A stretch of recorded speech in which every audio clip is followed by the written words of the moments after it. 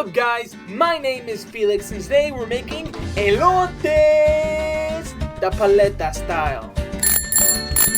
Alrighty, so first things first, we're gonna grab the husk and shuck that sucker like there's no tomorrow. It should look like this. After that's done, we're gonna insert some skewers in the corn and head straight outside to the grill. Alrighty, so what we're gonna do now is set those lovely golden knobs right on that grill at a medium-low heat.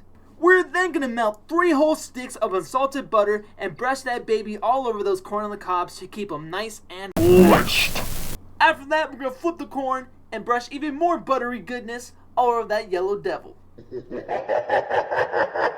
We're then gonna cook the corn for about 5 minutes and then rotate it to make sure it cooks evenly. Also, these lovely corns only took about 15 to 20 minutes to cook. And if you cook it any longer than that, the elote cucuy is gonna come get you.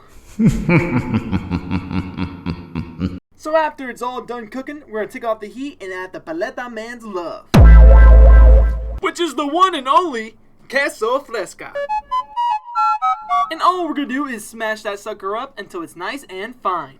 We're then gonna grab our corn and slather some more unsalted butter all over that bad boy. After that, we're gonna grab some mayo and smother that corn with all that goodness. We're then gonna sprinkle the Queso Fresca all over the corn, ensuring every kernel gets some love. Every kernel except for you, elote cucuy.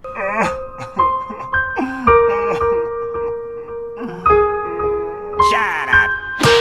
After your elote is covered in queso, we're gonna sprinkle some garlic salt, lemon pepper, and Tajin all over that bad boy. We're then gonna put some lovely Valentina sauce all over it and some crushed up hot Cheetos to make it hit different. After that's done, it should look a little something like this.